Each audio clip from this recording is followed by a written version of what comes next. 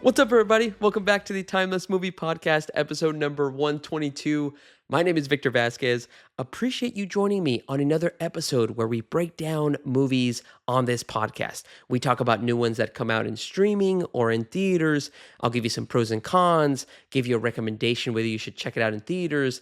And then at the end of the podcast, we talk about whether this film is timeless. Is it something that you can see yourself watching in the future, maybe multiple times? Now, before we talk about this week's movie, I did want to call out that the Timeless Movie Podcast is available on all platforms like Spotify, Apple Podcast, and YouTube. Give us a follow, give us a listen. I would love to interact with you guys about different types of movies that start coming out in 2025. One in particular that I ended up reviewing was on episode 121. I talked about the new movie called Ash. This one was by the company Shudder, and it stars Isaac Gonzalez and Aaron Paul. A very interesting sci-fi movie. So if you have checked that movie out, go to episode 121, give it a listen, and let me know some feedback. What did you think about the movie? Did you think it was timeless, or did you think it was an okay sci-fi movie? Once again, would love to interact with everyone about that movie and any other movie that I may have reviewed in the past. Okay, let's go ahead and jump into episode 122, in which we are talking about Universal's newest movie. It is called Drop. It stars Megan Fahey and Brandon Sklenar. It is a thriller movie, and it actually is in contention, guys, for surprise hit of the year. And the reason it is because when I started watching movies and I started reviewing them on this podcast, me and my brother had seen so many trailers for Dungeons and Dragons. We were hesitant to watch it, but you know what? We saw so many trailers, we felt like, okay, well, this is either going to go one of two ways. It's either going to be terrible or it's going to be good.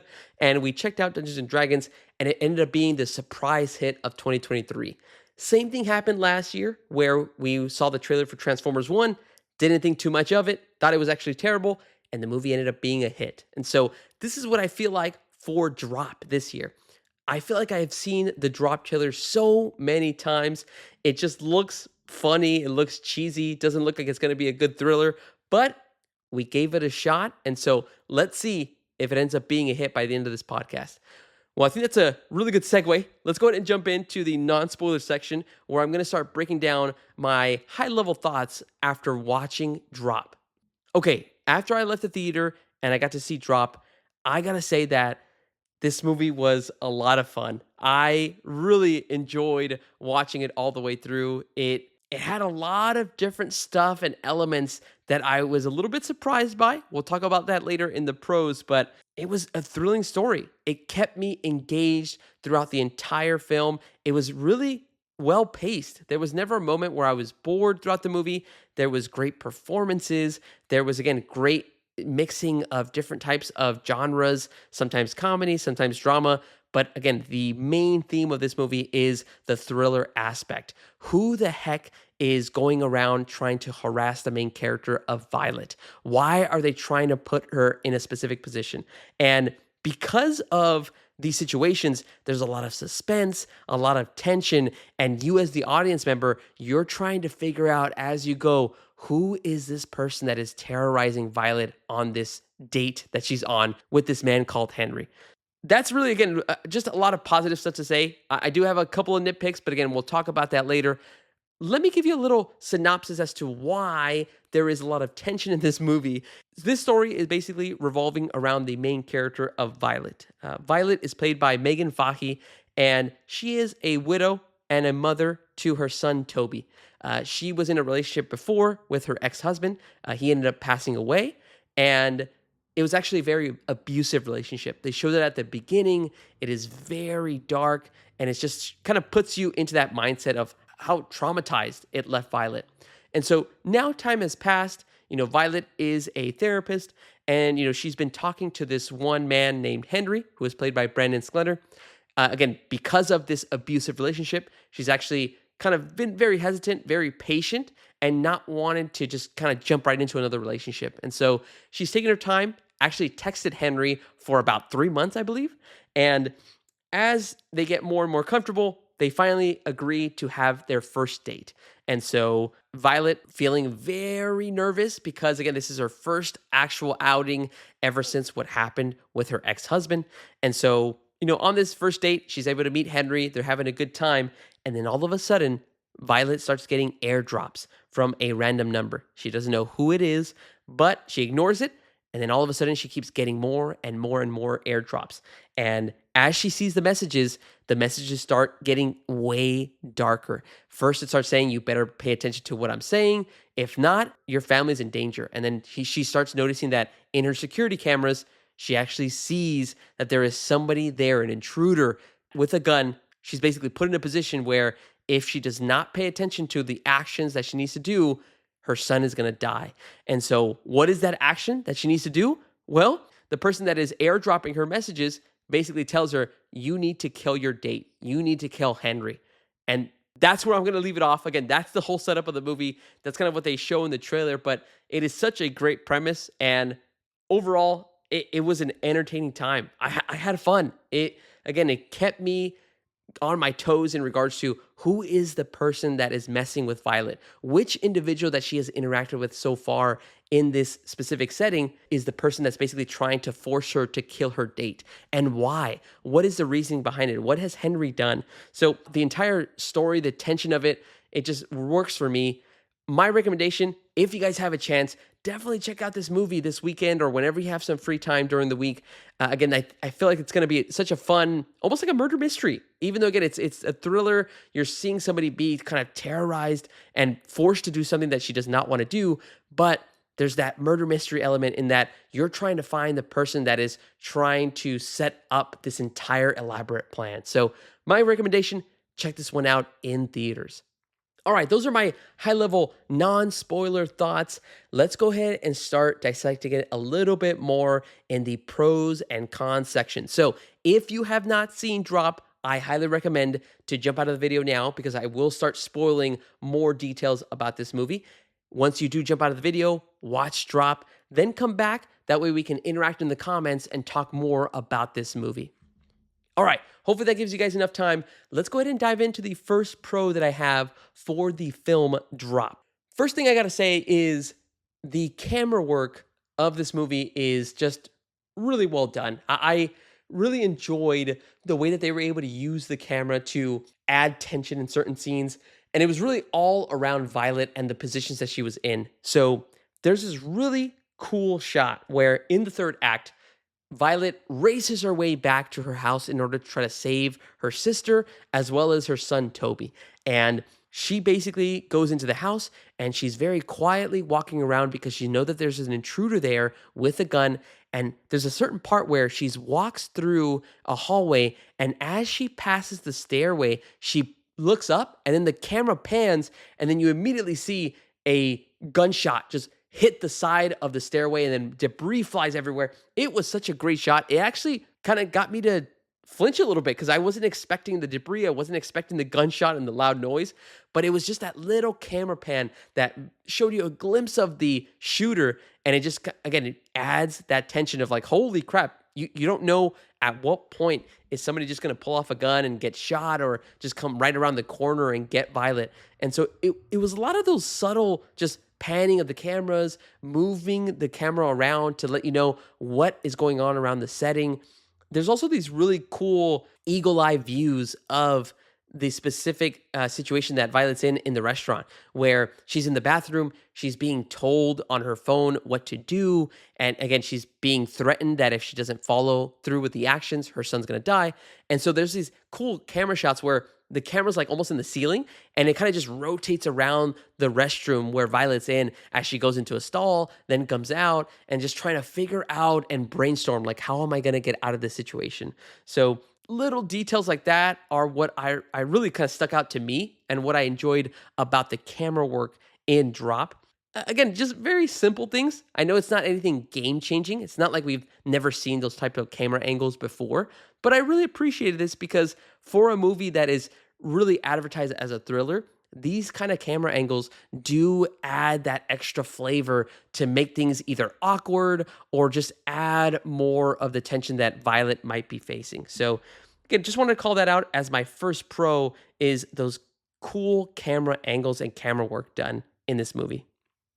All right, second pro for me, I kind of called it out in the non-spoiler thoughts, but the murder mystery element of this film just it succeeds. It works. It adds that layer that you weren't expecting. Again, you feel like you're just trying to figure out, okay, why does this person threaten Violet to kill Henry?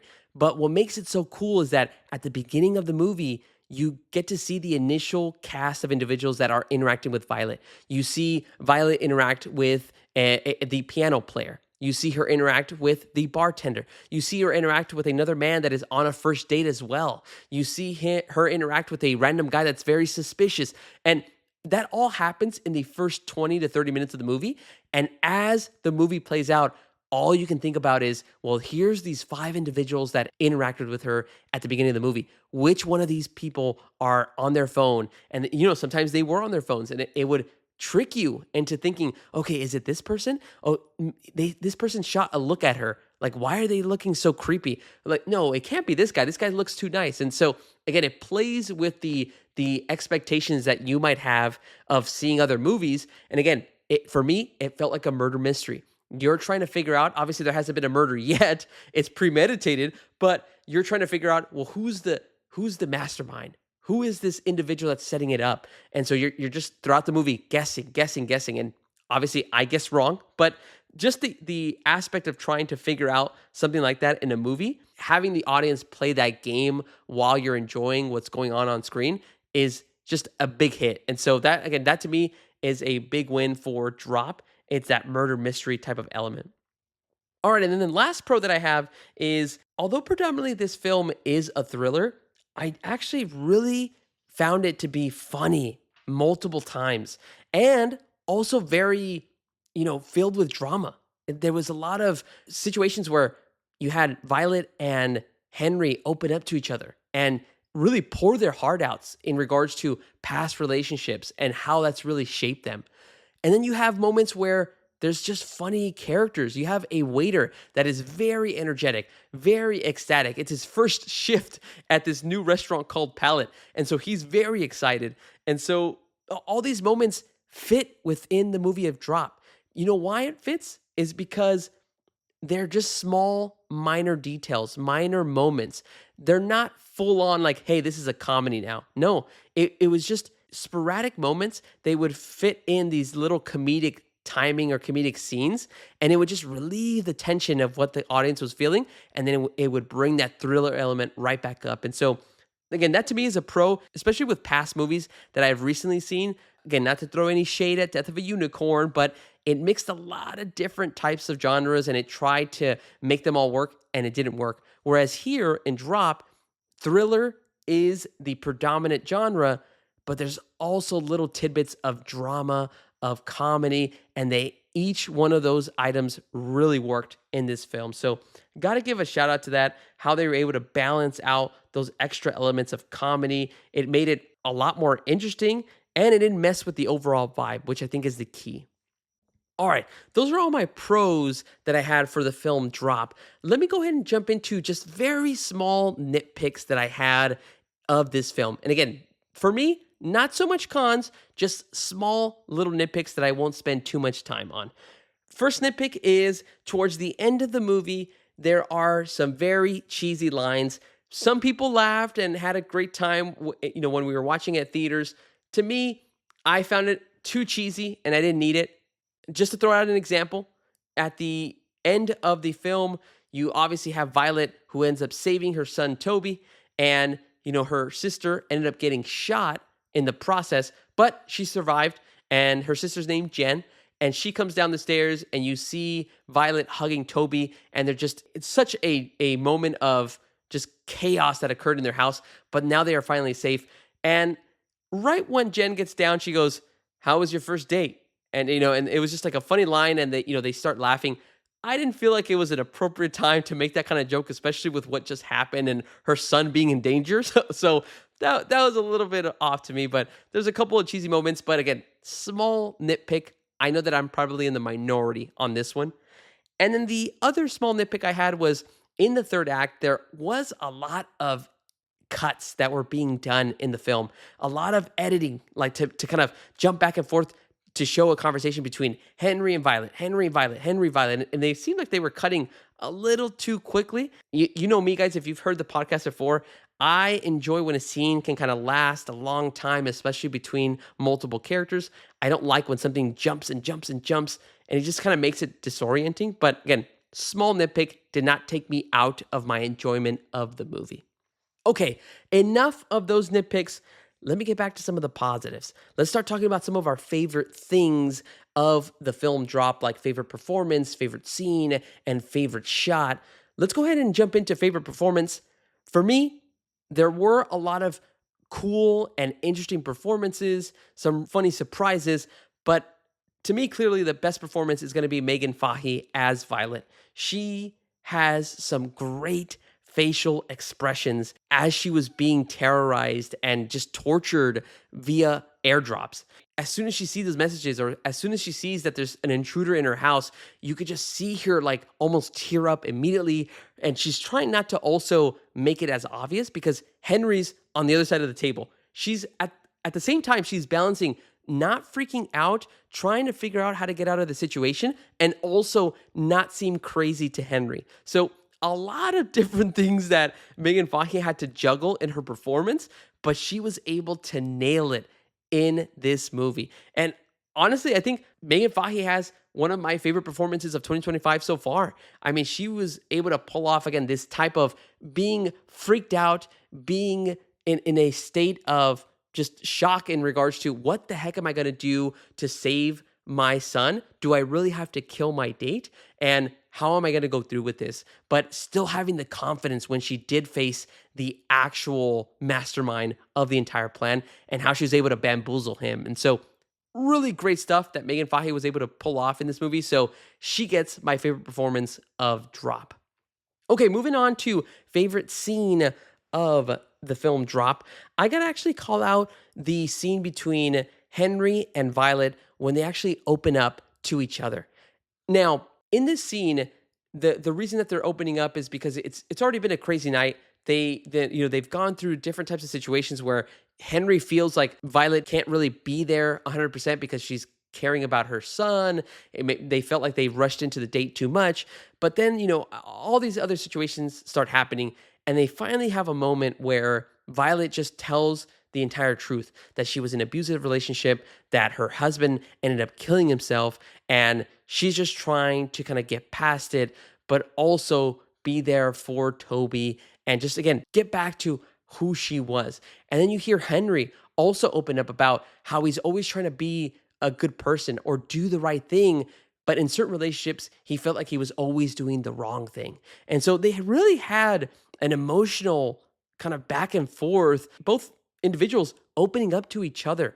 And it wasn't like they were lying to each other or putting up a persona at the beginning, but I mean, Violet was trying to play it cool, even though something terrible is happening.